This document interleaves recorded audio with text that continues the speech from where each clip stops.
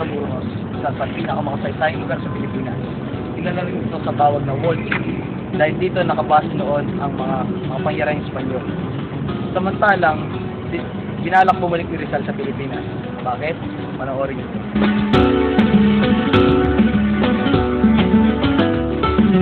Sa Pilipinas, sa unang pagkakataon noong August 6, 1887, si Rizal ay kagyat na nagpatuloy sa Calamba upang maoperahan agad ang kanyang ina.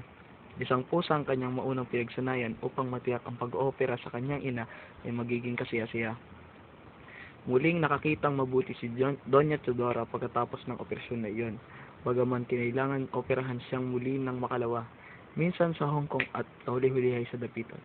Tagumpay rin sana ang operasyon sa Dapitan, dangat napilit din si Doña Teodora na gamitin ang kanyang mga mata, bagaman hindi pa panahon. Nagbalak si Rizal na magtungo sa Pangasinan upang makipagkita kay Leonor na doon manirahan kasama ng kanyang ina sa Pulpa noong 1884. Datapwat hindi na rin niya itinuloy ang kanyang balak dahil sa pagsaway ng kanyang mga magulang na nagsabi sa kanya ng mahigpit na pagtutol ng ina ng dalaga sa pag-iisang dibdib nila. Sinabi ng ina na dahil sa mga akda ni Rizal, ito'y naging isang taong kapangapanganib.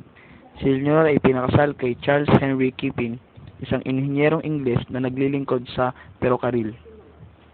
Sa sulat ni Rizal kay Blumentritt noong April 23, 1891, ay sinabi niya si Leonor naging matapat sa kanya sa loob ng 11 taon.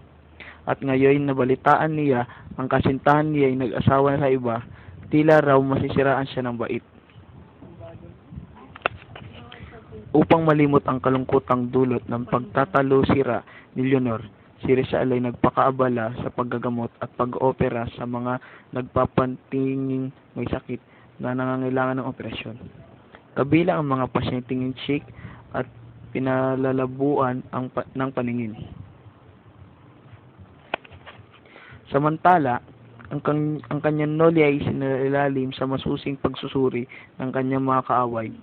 Iyon ay pinagtingnan sa isang sadyang komisyon na matapos magsuri, nagtagubiling ipagbawal ang pag-angkat, pagpapalimbag, at pagpapakalat ng mapanganib na aklat na iyon sa Pilipinas.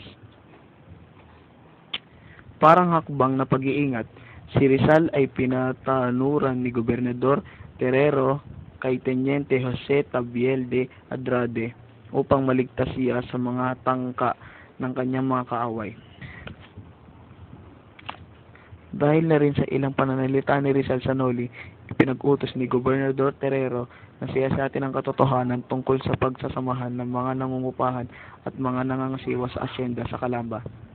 Sinabi ni Rizal sa mga taga-Calamba na sila'y magsabi ng buong katotohanan.